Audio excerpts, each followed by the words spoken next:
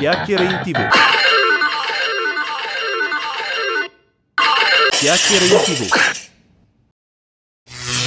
Ultime notizie. Salve, sono Alfonso Signorini. Ho detto, avremo una nuova opinionista, Cesara Buonamici, che ammette, non è stata una mia scelta fare l'opinionista. E perché? Ogni cosa dipende da come la fai e comunque è la rete stessa che vuole rivedere questo format di successo. Semplificando molto, lo vuole riportare alla freschezza delle origini. Si tratta via via di migliorare un programma di successo, allargando la platea di quelli che lo apprezzano. Al posto di Giulia Salemi nel ruolo di inviata del Grande Fratello nel mondo dei social ci sarà Rebecca Staffelli. Iscriviti e attiva la campanella per non perdere i miei nuovi video. Il Grande Fratello VIP 8 è la nuova edizione del reality show italiano in onda su Canale 5.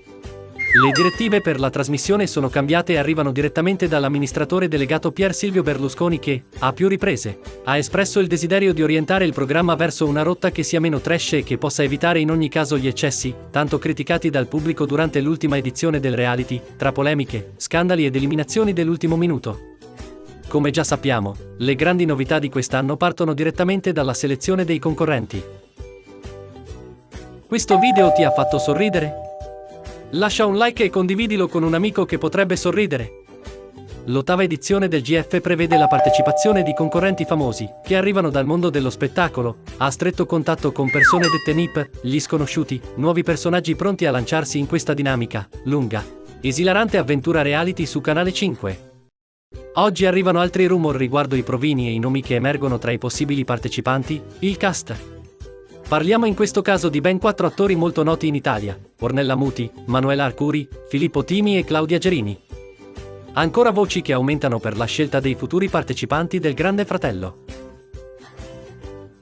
Dal momento che il programma sarà segnato da una svolta, gli spettatori si aspettano di vedere una vera e propria scossa anche a partire dalla selezione dei concorrenti di questa nuova edizione. Ogni giorno spuntano nuovi nomi, ipotesi, tra quelle dei protagonisti, sino al cast.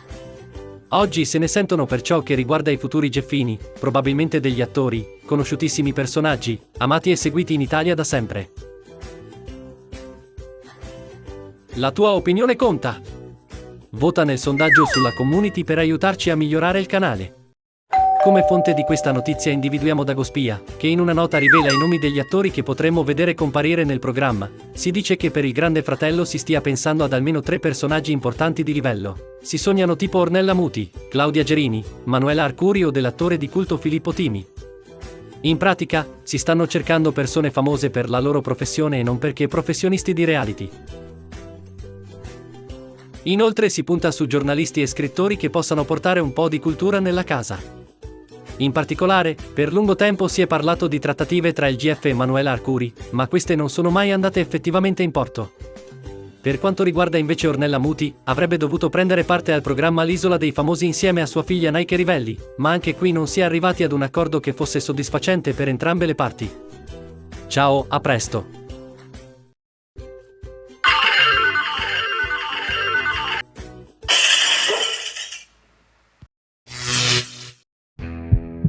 Pubblicità con il cuore.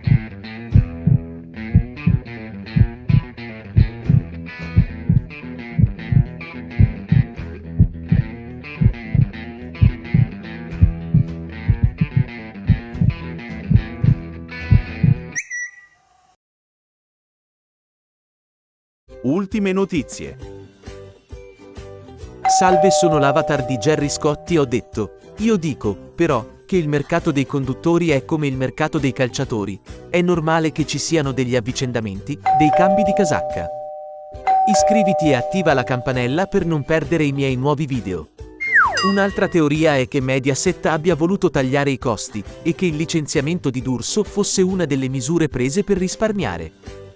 Qualunque sia la ragione, il licenziamento di D'Urso è un fatto significativo per Mediaset. D'Urso era una conduttrice di punta della rete, e il suo licenziamento potrebbe avere un impatto negativo sui suoi ascolti. Tornando all'articolo, oltre la D'Urso, Mediaset ha licenziato anche altri conduttori di spicco, come Alessia Marcuzzi, Teo Mammucari, Belen Rodriguez. Questo video ti ha reso la giornata migliore? Sì. Lascia un like e condividilo con un amico che potrebbe rendere la giornata migliore a qualcun altro. No, condividilo con una persona che non ami. Ridere fa bene. Questi licenziamenti hanno suscitato molte polemiche, e alcuni hanno accusato Mediaset di essere diventata una rete televisiva troppo commerciale, che punta solo sugli ascolti e non sulla qualità dei programmi. Nel giugno 2023, Mediaset ha annunciato che Mirta Merlino prenderà il posto di Barbara D'Urso alla guida del programma Pomeriggio 5. Merlino è una giornalista e conduttrice televisiva molto nota, e ha già condotto diversi programmi di successo per Rai e Mediaset. Il passaggio di consegne tra D'Urso e Merlino sarà un momento importante per Mediaset. Merlino è una conduttrice molto diversa da D'Urso, e il suo stile potrebbe non essere apprezzato dal pubblico di Pomeriggio 5. Solo il tempo dirà se il licenziamento di D'Urso e la nomina di Merlino saranno una scelta vincente per Mediaset. Il licenziamento di questi conduttori è stato un duro colpo per Mediaset, e ha portato a un cambio di passo importante nella programmazione della rete. Mediaset ha deciso di puntare su nuovi conduttori, più giovani e più in linea con i gusti del pubblico attuale. Questo cambio di passo ha avuto un impatto positivo sugli ascolti di Mediaset, che negli ultimi anni ha registrato una crescita costante. Tuttavia, il licenziamento di conduttori di punta come Barbara D'Urso e Alessia Marcuzzi ha suscitato molte polemiche. La tua opinione per noi conta. Vota nel sondaggio sulla community per aiutarci a migliorare il canale. Alcuni hanno accusato Mediaset di essere diventata una rete televisiva troppo commerciale, che punta solo sugli ascolti e non sulla qualità dei programmi. Altri hanno sostenuto che il licenziamento di questi conduttori è stato un errore, e che Mediaset ha perso un patrimonio importante. Solo il tempo dirà se il cambio di passo di Mediaset sarà una scelta vincente. Ecco cosa ha detto Barbarella: il sentimento dominante. Il dolore, unito allo sgomento e alla rabbia. La cosa che mi fa più male è che non mi hanno permesso di salutare il mio pubblico. E con quel comunicato hanno fatto pensare che fossi d'accordo nella decisione. Ricordate le chiacchiere sulla D'Urso e Berlusconi? Ecco cosa ha detto: non sono io che sostengo, o ad aver divulgato di non aver mai avuto una storia sentimentale con il presidente Silvio Berlusconi, ma è stato lui che lo ha voluto divulgare in diretta, peraltro davanti a me, tempo fa. È vero, è vero. Anni fa il dottor Silvio Berlusconi mi fece la corte. Termina Barbara. Cosa ci insegna tutto questo? 1. Il mercato dei conduttori televisivi è in continua evoluzione, e i conduttori devono essere sempre pronti a cambiare casacca per rimanere in voga. 2. Mediaset è una rete televisiva commerciale, e come tale, punta sugli ascolti per garantirsi la sopravvivenza. 3. Il licenziamento di conduttori di punta può essere un duro colpo per una rete televisiva, ma può anche essere un'opportunità per rinnovare la programmazione e attirare un nuovo pubblico. 4. Solo il tempo dirà se il cambio di passo di Mediaset sarà una scelta vincente. Ciao, a presto!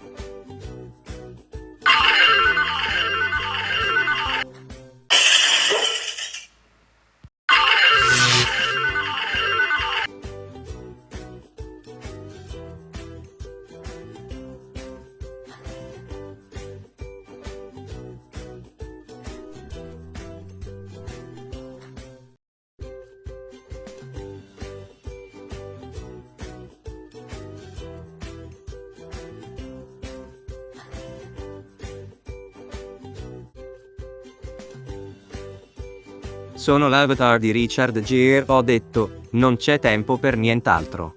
Così è la vita e nessuno sfugge vivo a questo mondo. Ci è ancora tempo, quindi vivi per piacere, domani potrebbe non essere più.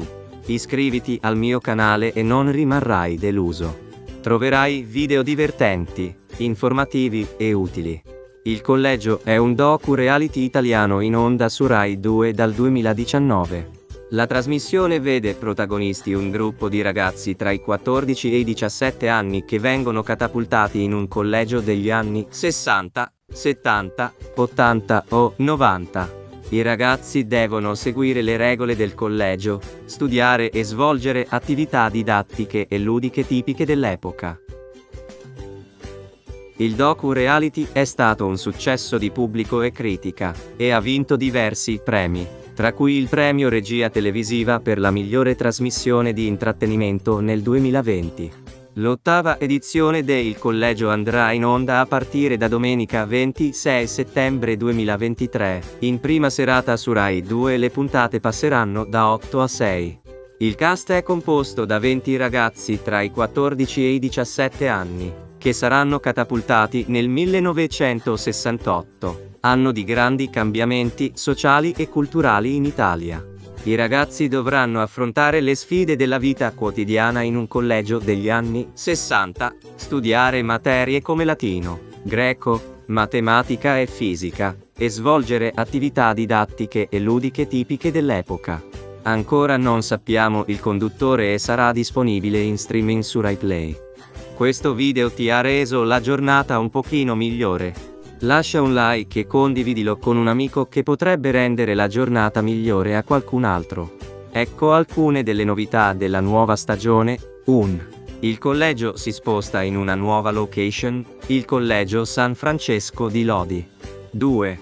Il cast è composto da ragazzi più grandi rispetto alle precedenti edizioni, hanno tra i 14 e i 17 anni. 3. I ragazzi dovranno affrontare le sfide della vita quotidiana in un collegio degli anni 60, un periodo di grandi cambiamenti sociali e culturali in Italia. 4. Il premio per il vincitore sarà una borsa di studio del valore di quasi 14.000 euro, che consisterà in un periodo di formazione di 6 mesi in una scuola superiore negli Stati Uniti d'America. Chi saranno i professori del collegio 8? Qui di seguito la lista completa. 1. Paolo Bosisio, preside. 2. Andrea Maggi, italiano ed educazione civica. 3. David Wayne Callahan, inglese. 4. Anna Maria Petolicchio, storia e geografia. 5. Maria Rosa Petolicchio, matematica e scienze.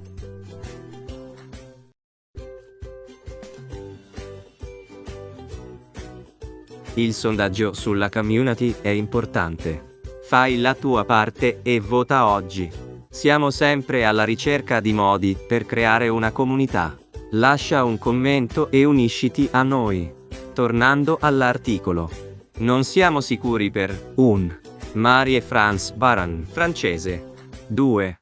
Beatrice Fumagalli, supplente storia e geografia. 3. Giovanni Belli, sostituto di matematica e scienze. 4. Guido Airoldi, disegno ed educazione artistica. 5. Alberto Zanetti, canto. 6. Andrea Zilli, dattilografia. 7. Annalisa Bufacchi, laboratorio. 8. I sorveglianti ci saranno nuovamente Lucia Gravante e Matteo Caremoli. La voce narrante è probabile che sia nuovamente affidata a Nino Frassica. Il Collegio 8 è un programma che promette di appassionare il pubblico di ogni età. I ragazzi del cast saranno chiamati a confrontarsi con le sfide della vita quotidiana in un collegio degli anni 60, un periodo di grandi cambiamenti sociali e culturali in Italia. Il programma sarà un viaggio nel tempo che permetterà ai telespettatori di conoscere meglio la storia del nostro paese e le sue tradizioni. Ciao, a presto!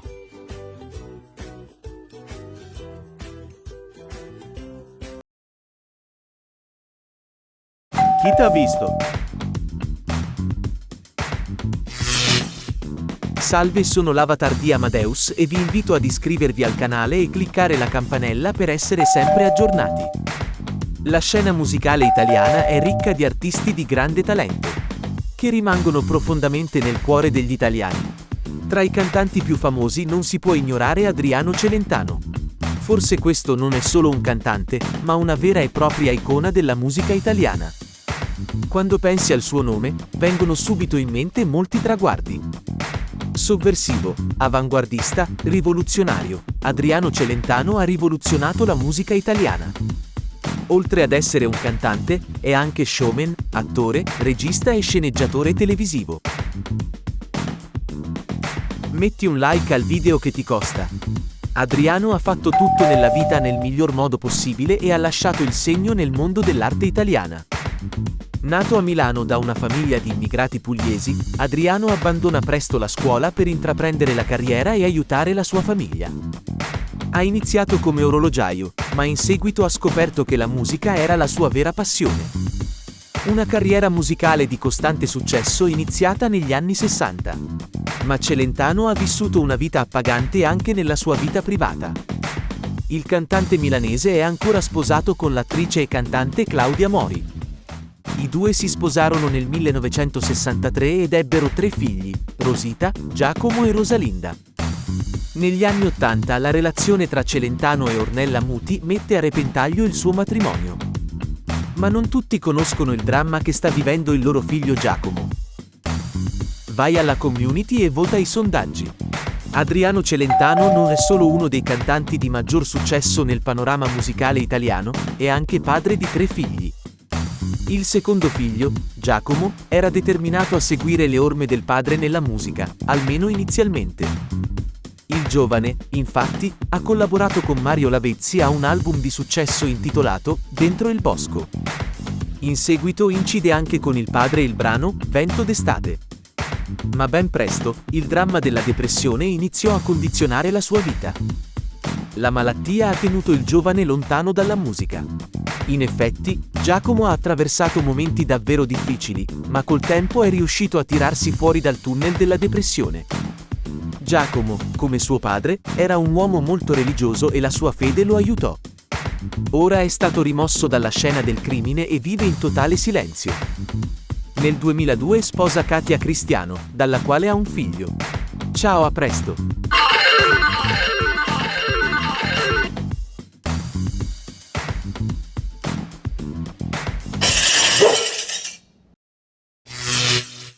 Amore? Sono l'avatar di Maria De Filippi, ho detto che sono molto felice della mia vita e del mio lavoro, e che non cambierei nulla. Ho anche detto che sono molto grata alla mia famiglia, che è sempre stata al mio fianco. Adesso iscriviti qui sotto e attiva la campanella per essere sempre aggiornato sulle nostre novità. L'opinionista Gianni Sperti è stato presente nello studio di Uomini e Donne per molti anni e tornerà anche nel prossimo settembre. Tuttavia, durante i nuovi appuntamenti con il dating show, rischia di vedere fare ritorno in studio una delle coppie che lui ha più amato. Questo perché da qualche giorno si ipotizza una crisi tra 2 ex protagonisti, Ida Platano e Alessandro Vicinanza. Un like per il video. Mio amico, durante l'ultima edizione di Uomini e Donne, Ida Platano e Alessandro Vicinanza hanno deciso di lasciare il programma insieme. I due hanno poi continuato a frequentarsi fuori dal format e sono tornati in studio più di una volta per parlare del loro amore e della loro serenità. Tuttavia, nel corso degli ultimi giorni, i fan della coppia hanno notato alcuni indizi che fanno temere una crisi. Infatti, Ida Platano e Alessandro Vicinanza non si vedono insieme da qualche giorno e non si scambiano nemmeno messaggi sui social. Inoltre, Alessandro Vicinanza ha pubblicato di recente una storia ambigua che ha destato preoccupazione nei fan. Vai alla community e vota il sondaggio. Da che parte stai? La spiegazione di questa situazione potrebbe essere molto semplice. Alessandro Vicinanza potrebbe non essere con Ida Platano a causa di alcuni impegni di lavoro. Tuttavia, i due non hanno ancora rilasciato dichiarazioni di conferma o di smentita. Non resta quindi che attendere gli sviluppi che senza dubbio arriveranno nei prossimi giorni. Conclusione: la situazione tra Ida Platano e Alessandro Vicinanza è al momento incerta. I fan della coppia sperano che i due riescano a superare questa crisi e a continuare a vivere la loro storia d'amore. Ciao, a presto!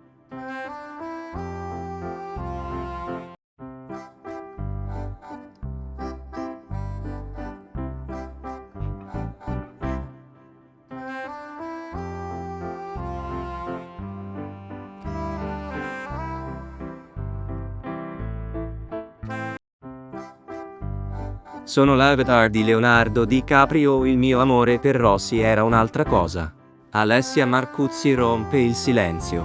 Tu chi preferisci, Alessia e Stefano o Belen e Stefano? Adesso iscriviti qui sotto e attiva la campanella per essere sempre aggiornato sulle nostre novità. Da giorni si parla di una possibile crisi tra Stefano De Martino e Belen Rodriguez. La causa della crisi sarebbe Alessia Marcuzzi, che sarebbe stata avvistata con De Martino durante la presentazione dei palinsesti Rai. La Marcuzzi ha però negato le voci, affermando di essere solo amica di De Martino e che non c'è nessun flirt tra loro. La crisi tra De Martino e Rodriguez non è certo una novità. I due si sono già lasciati 2 volte in passato, ma sono sempre riusciti a tornare insieme. Non è chiaro se questa volta sarà lo stesso, ma i fan della coppia sperano che riescano a superare questo momento difficile. Cosa dobbiamo fare per meritare un tuo like? Ecco una cronologia degli eventi che hanno portato alla crisi tra De Martino e Rodriguez. 1. 12 giugno 2023, Stefano De Martino e Belen Rodriguez partecipano alla presentazione dei palinsesti Rai. 2. 13 giugno 2023, Alessia Marcuzzi pubblica una foto su Instagram in cui si mostra insieme a Stefano De Martino. 3. 14 giugno 2023, i fan di Belen Rodriguez si scatenano sui social, accusando Alessia Marcuzzi di essere la causa della crisi tra De Martino e Rodriguez. 4. 15 giugno 2023, Alessia Marcuzzi cancella il commento su Instagram in cui smentisce le voci di una relazione con Stefano De Martino. 5. 16 giugno 2023, Belen Rodriguez pubblica una foto su Instagram in cui si mostra senza fede nuziale. 6. 17 giugno 2023, Stefano De Martino pubblica una foto su Instagram in cui si mostra senza fede nuziale. Vai alla community e vota il sondaggio quale coppia ti piace. Non è chiaro se la crisi tra De Martino e Rodriguez sia reale o solo un gossip. Tuttavia, è certo che la coppia sta attraversando un momento difficile. I fan della coppia sperano che riescano a superare questo momento e a tornare insieme più forti di prima. La crisi tra Stefano De Martino e Belen Rodriguez è un gossip che ha fatto molto discutere negli ultimi giorni. I fan della coppia sono preoccupati per il futuro dei due, ma sperano che riescano a superare questo momento difficile e a tornare insieme più forti di prima. Ciao, alla prossima!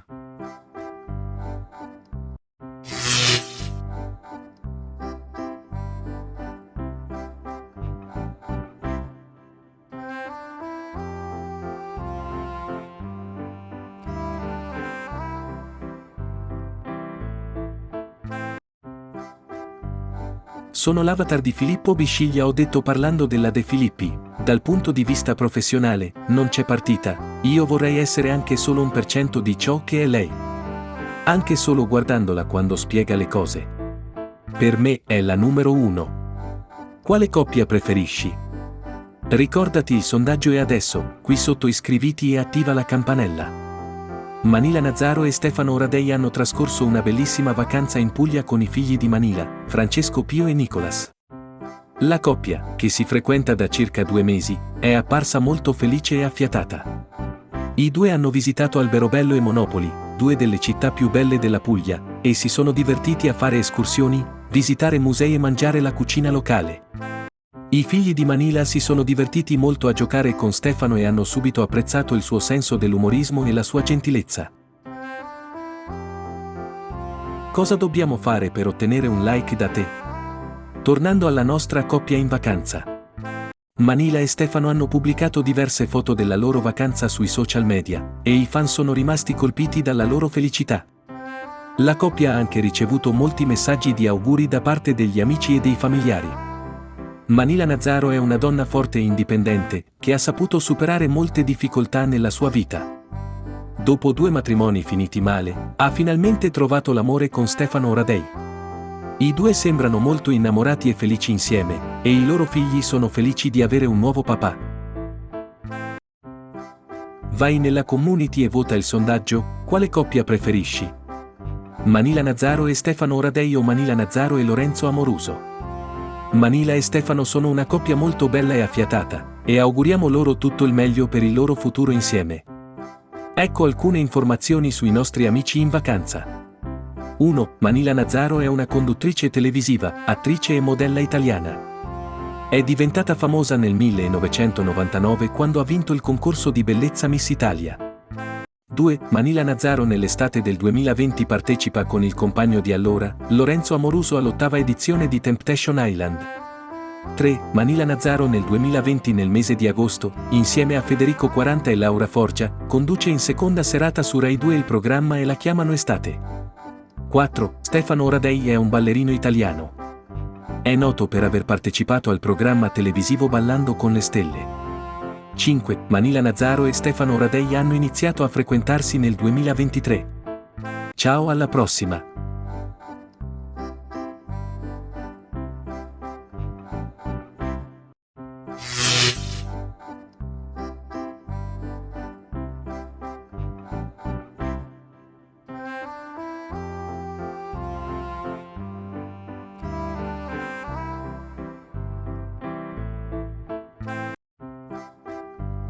Sono l'avatar di Amadeus. Dicono, Amadeus dice sempre che è l'ultimo Sanremo, ma poi cambia idea. Pubblichiamo un'intervista di Albano scioccante. Da che parte stai? Albano o Romina Power? Adesso iscriviti qui sotto e attiva la campanella per essere sempre aggiornato sulle nostre novità. Le parole del cantante lasciano tutti a bocca aperta. Vuole stare da solo e soprattutto ne sopporta le conseguenze. In una recente intervista, il cantante pugliese Albano ha rilasciato una dichiarazione scioccante sul futuro della sua carriera e sulla sua situazione personale. Albano ha appena compiuto 80 anni e sembra determinato a vivere il resto della sua vita interamente alle sue condizioni. Dopo una lunga carriera e un successo globale, è giunto il momento per lui di spingersi oltre i confini. Quanto duro lavoro per creare un video ci potresti premiare con un like.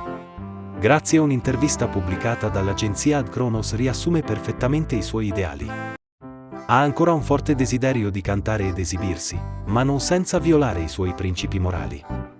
Tuttavia, la decisione potrebbe influenzare il suo rapporto con qualcuno a lui molto vicino che deve ancora parlare della questione. Durante un'intervista, infatti, Albano ha dichiarato di voler tornare al Festival di Sanremo che lo ha sempre perseguitato, scherzando, ho acuto Sanremit. Tutti abbiamo i nostri difetti.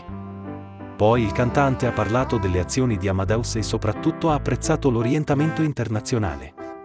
Il 2024 sarà l'ultimo festival per gli organizzatori, ma Albano ritiene che Paolo Bonolis sia la persona giusta per sostituirlo. Vai alla community e vota il sondaggio, da che parte stai? Romina o Albano? Le aspettative per il festival erano così alte che ha già proposto il suo lavoro. Ma è una singola canzone. Se Albano dovesse partecipare al Festival di Sanremo, parteciperebbe da solo, anche se i fan glielo chiedessero. Sono nato solista e morirò solista, ha dichiarato, non volendolo mai. Torna sul palco con la sua compagna musicale d'altri tempi, l'ex moglie Romina Power. Nonostante la determinazione mostrata da questa decisione, Albano era incerto se sarebbe stato selezionato per il festival, dicendo, la canzone è decisamente molto bella, ma è passato un anno. Giustificato. Il titolo della canzone deve ancora essere annunciato, ma è stato già suggerito ai giudici di quest'anno. Ciao, alla prossima!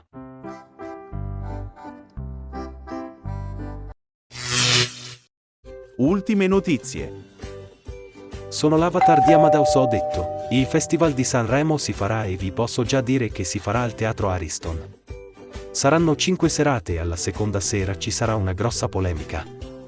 E vi anticipo che nella serata finale darò il nome della canzone vincitrice del Festival di Sanremo 2024. E non è ancora iniziato. E tu tutto bene? Adesso iscriviti qui sotto e attiva la campanella per essere sempre aggiornato sulle nostre novità.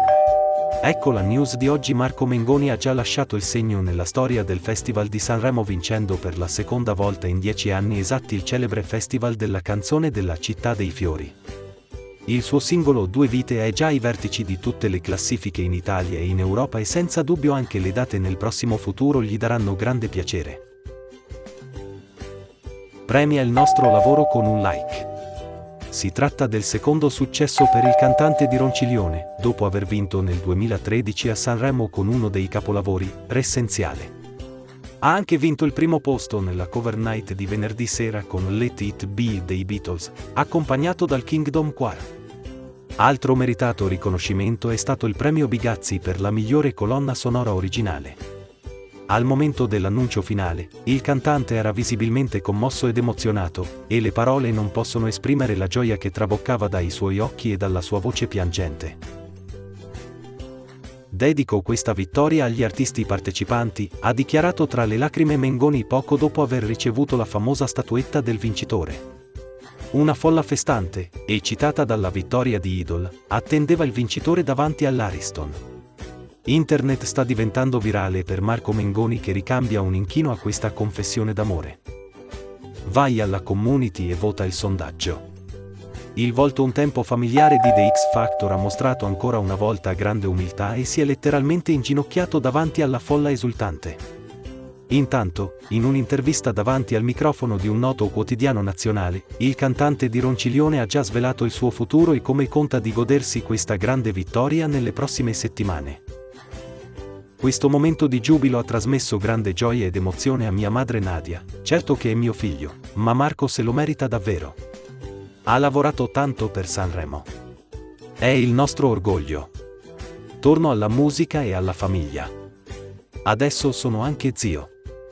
2 volte vincitore del festival, non vede l'ora di riabbracciare la sua famiglia e il suo paese d'origine mentre preparano una grande festa per dargli il benvenuto.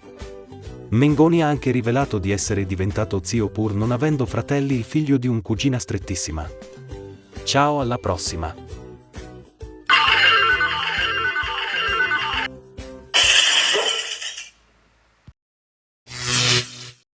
Amore? Sono l'avatar di Alfonso Signorini, ho detto, al GF VIP quest'anno. Ci saranno facce note e la gente non dovrà chiedersi, ma chi è questo? I NIP saranno gente comune, come il vicino di casa. Ho fatto il provino ad un NIP, un ciabattino di Arezzo, in una maniera spaziale. Mi ha detto che era sui social ma aveva poco più di 1000 follower, ma meno male. Sarà interessante vedere come la gente comune si relaziona con il VIP. Oggi riparliamo di Antonella e Edoardo. Tu da che parte stai? Adesso iscriviti qui sotto e attiva la campanella per essere sempre aggiornato sulle nostre novità. Nonostante la loro separazione, Antonella Fiorderisi ed Edoardo Donnamaria sono rimasti fedeli alle promesse professionali fatte ai loro fan, partecipando anche a eventi insieme di tanto in tanto. Fiorderisi ha detto che l'ex coppia si è riunita ieri per un evento all'agriturismo Pudeci nel Ravennate. Cosa ti costa un piccolo like per premiare questo lavoro? Torniamo ai Donnalisi. Molti sostenitori si sono radunati per Edoardo, e Antonella ha risposto. C'erano foto, giochi divertenti e alcuni presenti che sottolineavano la ritrovata armonia tra i due quando li videro riavvicinarsi. Fino a pochi giorni fa si diceva che ci fosse un senso di tensione a questi eventi, con la stessa Antonella chiaramente assente a causa del clima difficile con l'ex fidanzato. Il fatto che le cose sembrino essere cambiate ha portato alcune persone a considerare di migliorare la loro relazione. A sostegno di queste ipotesi, sui vari social network sono stati condivisi video di Antonella Fiorderisi ed Edoardo Donnamaria che si scambiano sorrisi, parole di ringraziamento, affetto e gesti gentili. Vai nella nostra community e vota il sondaggio, da che parte stai? Tuttavia, nessuno dei due ha commentato le richieste dei fan, a differenza di altri episodi in cui i fan hanno negato e dichiarato di non averne bisogno. Antonella confessa di sperare ancora in un ritorno, è davvero difficile coltivare queste cose fuori. Se continuerà o meno la nostra storia? Spero di sì. Ecco cosa ha scritto Donnamaria, su Twitter, ha voluto ringraziare i fan, è stato un weekend impegnativo ma importante. Come sapete non parlerò delle mie questioni private, sono qui per ringraziare ognuno di voi. Ringrazio chi è venuto ai vari eventi, ma ringrazio anche chi non è potuto venire e ci ha sostenuto da casa. Senza di voi non saremmo nulla. Ciao, alla prossima. Amici di Chiacchiere in TV.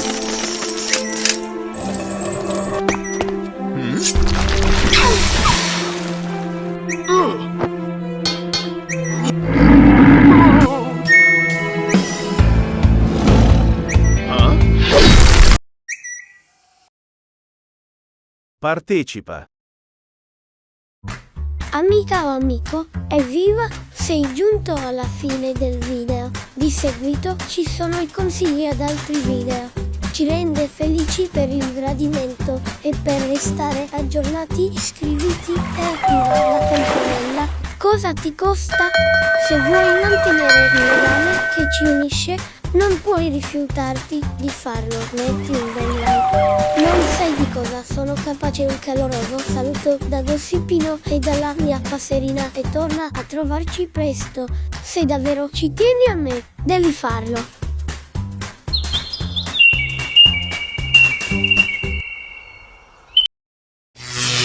Ciao amica o amico, ti va di guardare altri video? Clicca sul filmato scelto. Se ami il gossip e i social, noi pubblichiamo video tutti i giorni. È stato un piacere averti qui, torna a trovarci, ti aspettiamo. Ciao ciao.